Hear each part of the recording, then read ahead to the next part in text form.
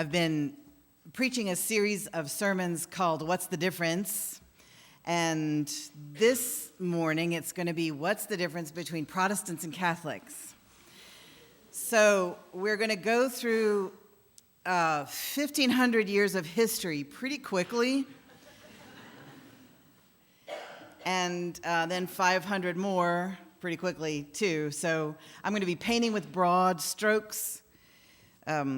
Please have patience with the loss of any detail if I happen to step in your field at some point along the path. So the history of the Christian religion goes back to the days after the death of Rabbi Jesus, and some would then say, and his resurrection. So the disciples were confused. They had a totally different picture of what was going to happen. And the Christian scriptures say that 49 days after the first day of Passover, which is the day when all of the events leading up to the crucifixion happened, 49 days after that, the disciples were huddled in a room together, and suddenly a wind rushed through the room, and tongues of flame appeared on the disciples' heads, and they began speaking in tongues. This is called Pentecost. It's one of the great festivals of the Christian church. It's the day on which I was ordained many long years ago, 135 years ago. So one kind of literal mind would read the story and say, so there were literal tongues of fire on the heads of the people, and they were speaking in unknown tongues, which are tongues of angels, tongues unknown to anyone on earth. So that's one kind of literal mind. And then another kind of literal mind would say, that can't happen. So it must be that it's their way of talking about people having a sudden inspiration or an idea. Like we would put a light bulb on somebody's head. They would, of course, not having light bulbs, would say, suddenly there was a tongue of fire on top of their heads. And so maybe the wind rushing through was just an inspiration. And maybe the tongues they spoke were because they were like, hey, I know what we're supposed to do now. We're supposed to carry this story to many nations. I know the language they speak over there, and somebody else will say, I know the language they speak over there, and everybody giving a little example of the languages they knew might look a little the same. So if you have a literal mind in that skeptical way, there's one way of seeing it. If you have a literal mind in that other way, there's another way of seeing it. If you have a metaphorical mind, you're pretty comfortable either way. And so the story began to spread. The disciples began to spread the story, and the spreaders of the story, because they were all Jewish, and they were thinking that they were speaking the truth about what Judaism should be. Because, Jesus was Jewish, and you all know that. So they were reforming Judaism. And there were Jewish officials who were trying to stamp out this reform, because officials always like to stamp out reform. Nobody likes reform. So one of the big persecutors was a guy named Saul, and he was executing Christians, trying and executing them. Although the story goes that one day he was on the road to Damascus, which is in Syria. We hear a lot about Syria, and they still call it Damascus. He was on the road to Damascus, Syria, and suddenly a huge light came and blinded him, and he was blind for 3 days, and in this experience, he converted. He had a conversation with Jesus, the risen Spirit of Jesus, and he became less of he became not a persecutor anymore, but a preacher, a spreader of the gospel himself.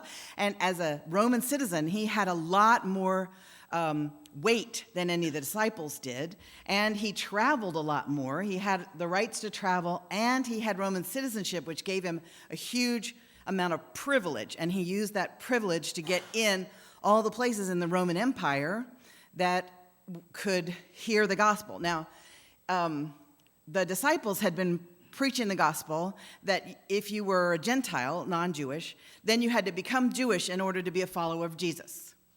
And the recruitment was difficult because in order to become Jewish, you had to get circumcised.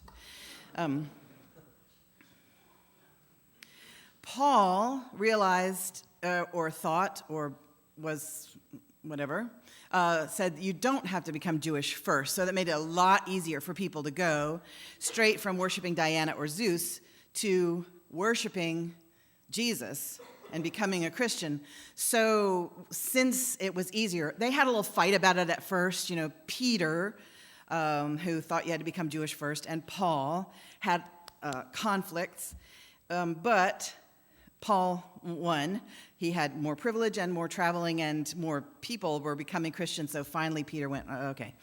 And anyway, he had a vision too that made it all right. Another story, another sermon. So the word spread, and there were lots of gospels that were written to tell the story of Jesus. There was the Gospel of Thomas, the Gospel of Mary.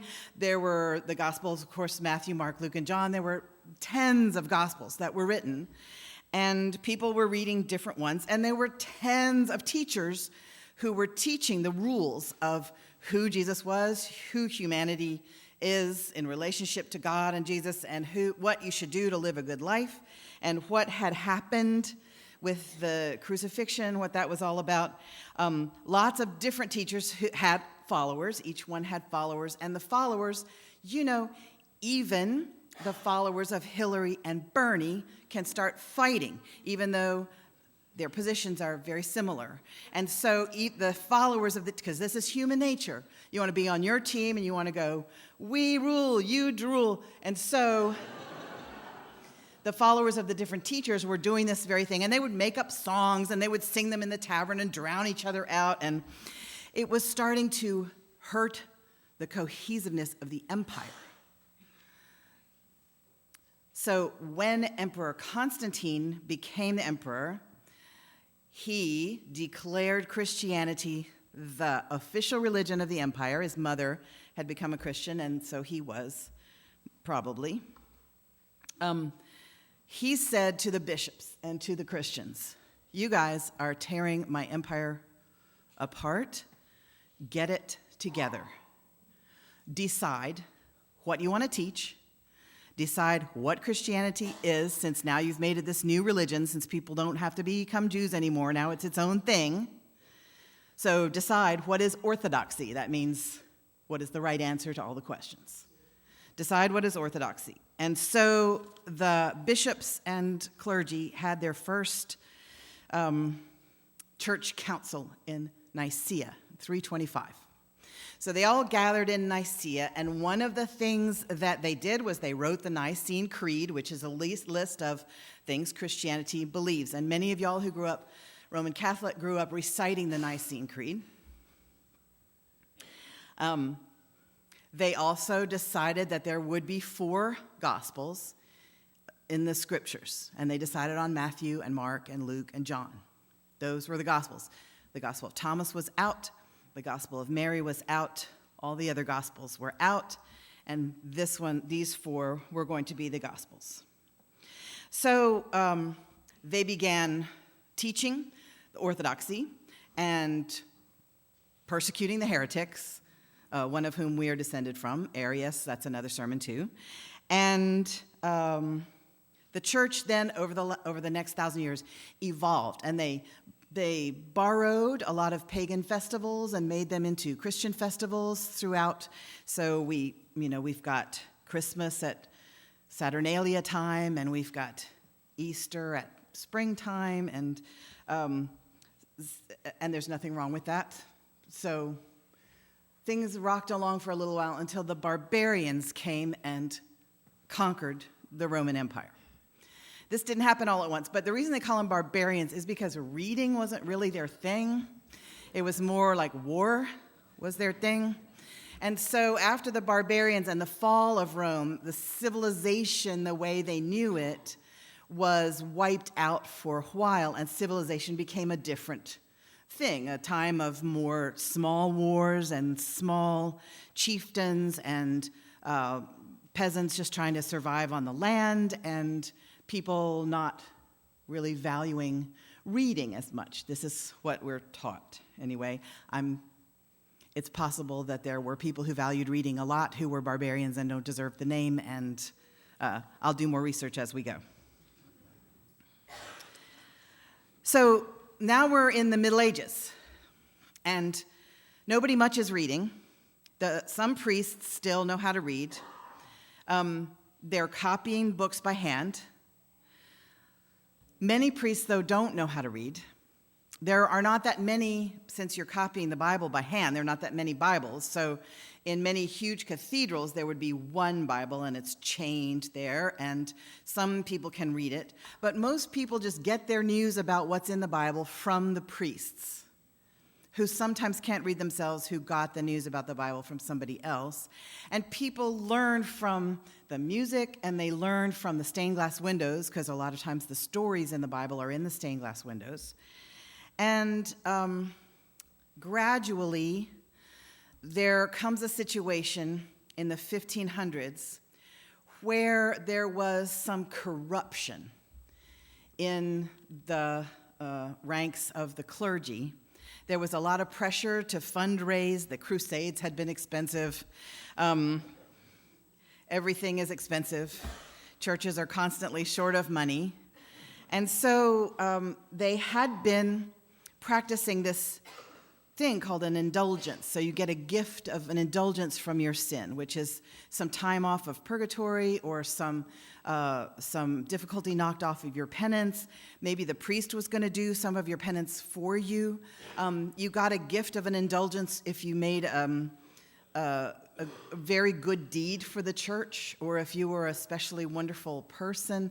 But by the 1500s, it kind of became corrupt in a lot of ways, and they were pretty much just selling the indulgences. So if you needed an indulgence for having had a wild party, that was going to be $300, and the priests would do your penance for you. Some people even were going so far as to buy them ahead of time so that they could, sin without worrying too much about it. And many people felt that that wasn't right. One particular priest named Martin Luther wrote up all the reasons why he felt indulgences were not effective and had no power. These were called the 95 Theses, disputing the efficacy and power of indulgences. Legend said that he nailed his paper to the door of the cathedral in Wittenberg. And those are called the 95 Theses. Sometimes you'll hear people talk about that. That's what that is. It's got to do with Martin Luther and indulgences. So, no one would have heard about it much if it hadn't been for, in the mid-1400s, a goldsmith named Gutenberg put together a printing press that could turn out about 3,600 pages a day with movable type. The printing press had been, movable type had been invented in Korea in the 1300s, and before that in China, because the Chinese get to everything first. But it had made its way to Europe, and Gutenberg made this mechanized press that could turn out all of these pages, and he printed the 95 Theses, and he printed a Latin Bible. He printed a Bible in the late 1400s. In Latin, of course. So some people who were learned and spoke Latin could start reading the Bible for themselves. This changed everything. People began to want what their priests taught to match up with what was in the Bible. This was a problem. The indulgences were not in the Bible anywhere. Neither was the Trinity, according to some thinkers, but they burned them at the stake pretty fast. But the indulgences thing really took hold. And more people began reading the Bible, and more people began protesting what was the corruption of the Roman Catholic Church at that time. And the protesters were called Protestants. That's how we get the word Protestant, because they were the ones protesting. So I know you know all this. I'm just putting it all together in a quick way for you. So the Protestants had many differences with the Roman Catholic Church. They liked really plain sanctuaries that didn't have any stained glass because they wanted your learning to come right from the Bible. And they wanted no statues in there and no art in there because nothing to distract you from the Bible. And some of them didn't even want any music because beautiful organ music, as you know, can make you think thoughts that might not be in the Bible. Not necessarily anything wrong with those thoughts, but the glory of the organ took away from the glory of God. This is John Calvin, the forebear of my Presbyterian people. Now, Martin Luther, the forebear of Lutheran people, he liked organ music and he liked beer. Martin Luther was German. It is said that he had a mug with the Lord's Prayer painted on it, and he could drink all the way to thy kingdom come in one gulp.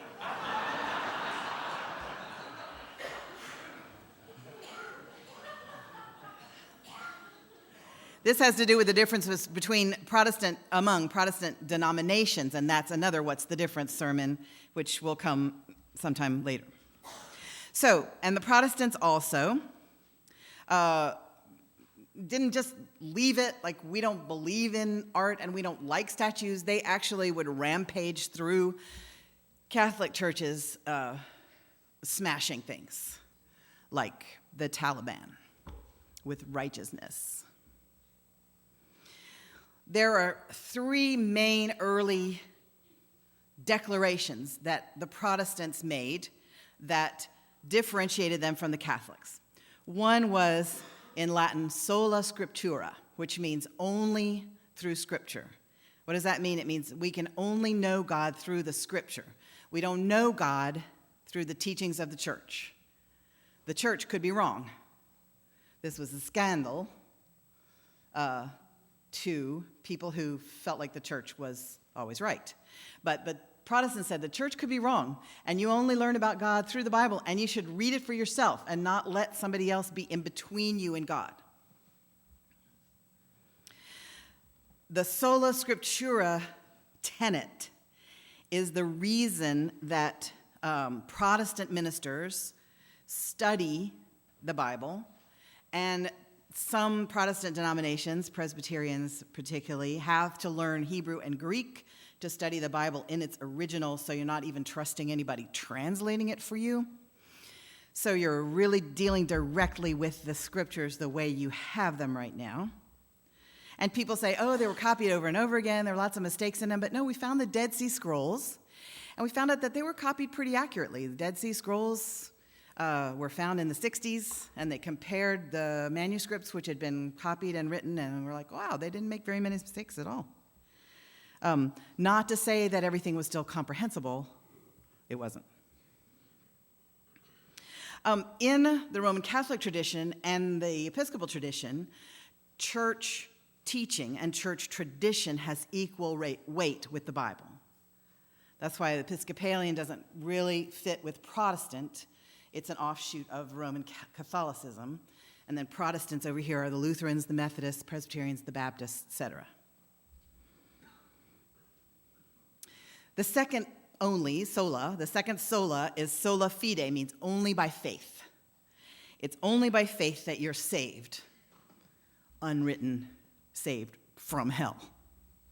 It's only by faith that you're saved. So you can't be saved by good works like you can. You're supposed to do good works. But in the Roman Catholic tradition and in the Episcopal tradition, your good works count for something. In the Protestant traditions, your good works, they're okay. But, and again, this is a difference in the denominations. You're supposed to be a good person, but they don't really count toward heaven. Only Jesus' good works count toward heaven. And so you have faith and you believe correctly, and then you get to heaven because he was good, not because you're good.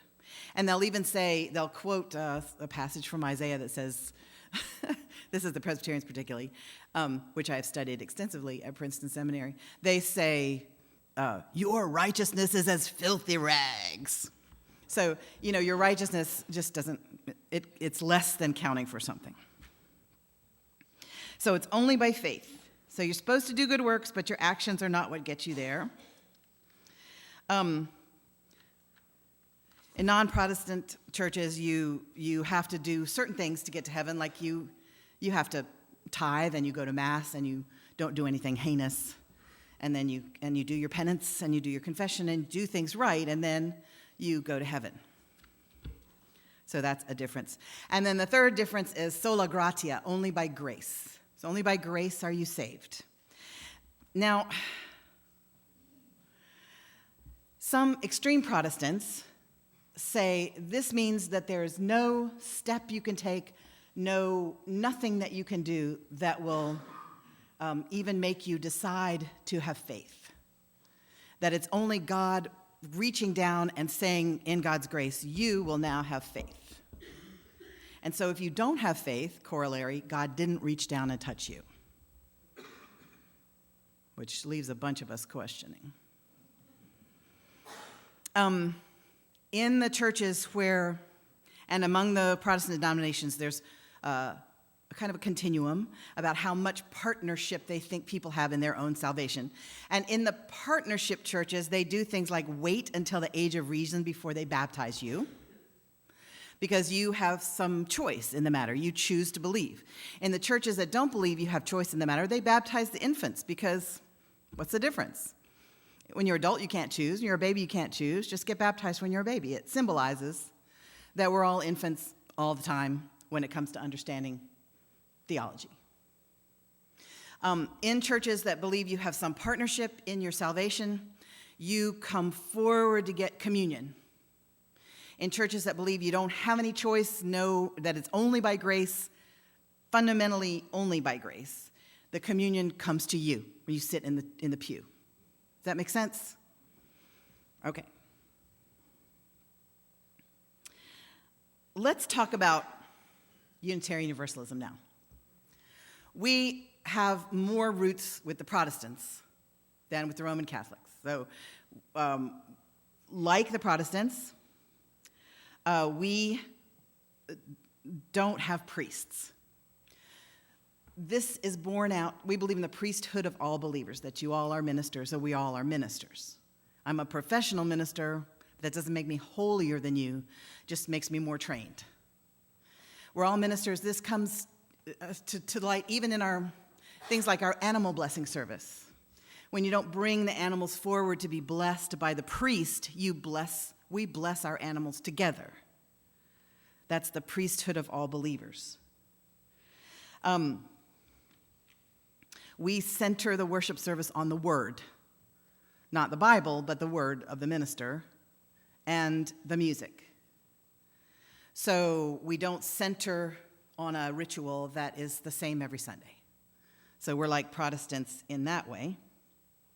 Our sanctuaries are usually plain. Sometimes there's a brave little committee that puts art on the walls of the sanctuaries. They usually burn out pretty soon. Sometimes we light candles. We in this congregation, we light candles.